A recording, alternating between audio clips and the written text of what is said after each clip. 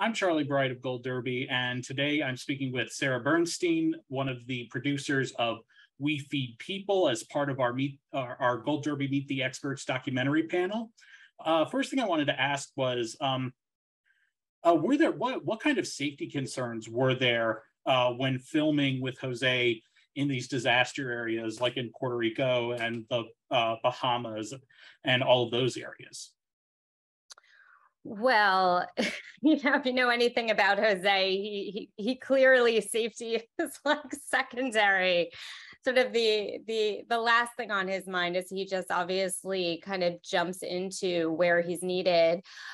Interestingly, those segments in our film, or those sections, I should say, in our film, which make up the history or the evolution of World Central Kitchen, which is José Andrés' incredible organization, were filmed sort of prior to our film team being, part of World Central Kitchen or chronicling World Central Kitchen. And that is what has been really exciting about this production for all of us, especially Ron Howard, our director, is that the World Central Kitchen organization had been filming themselves for the better half of the last decade. And especially because of the situation with COVID, when we really started production in earnest, we were able to tap into, probably close to 1,000 hours of footage that had already existed, as well as obviously filming our own part of this film too. So I guess I can't really speak from the filmmaking perspective of the safety concerns for filming during that period, except that I think that was the beauty of World Central Kitchen and the people who joined that organization. They just dove right in to help. If you ever listen to Jose speak, he brings up so many interesting things that we never thought about in terms of our relationship with food. And I was curious as to what fact about our relationship with food did you find the most fascinating to learn in the process of helping to make this documentary?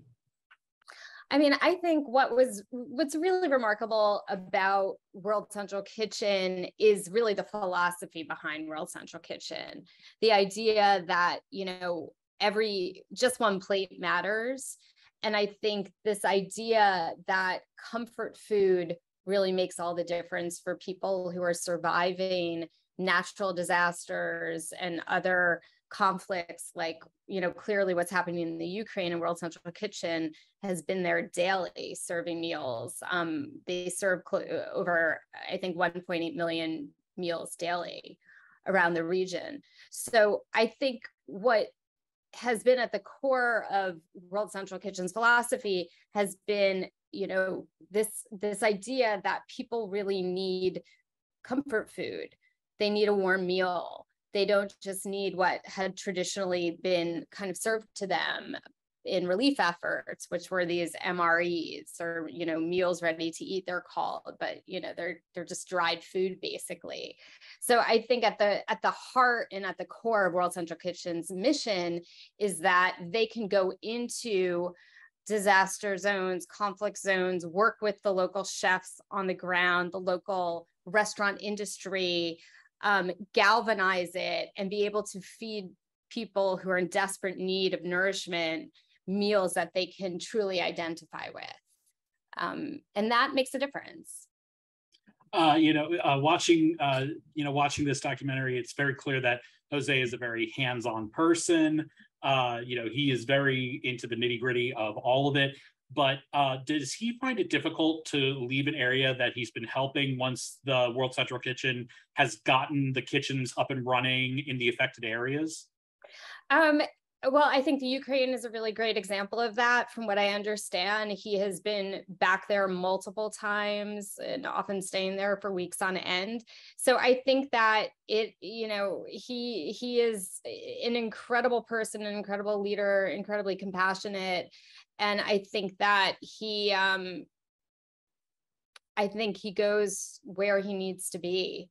And sometimes that is multiple times, for the same location. And other times he and also his team knows that the situation is well and running in the location that they were at, and can be managed by the local community, they do, they're on to the next one. Because unfortunately these days there's no shortage of disasters and need for an organization like World Central Kitchen.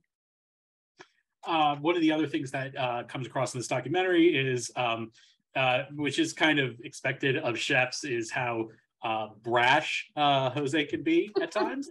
And I was curious as to whether Jose had any concerns about his more brash side coming through in this documentary.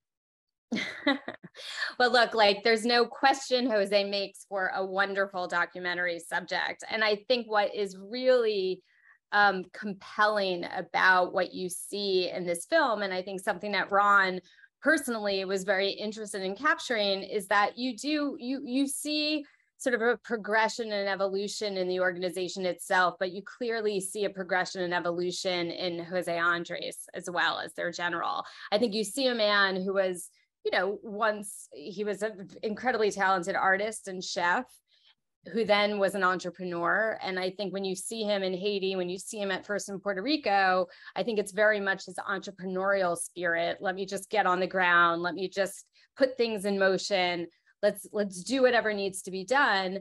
And then I think you ultimately see him sort of, running an organization, being very much an activist.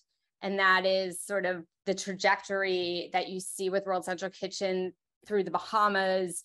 And then I think once you sort of move into what has been happening recently, especially during COVID, I think you see Jose as an advocate.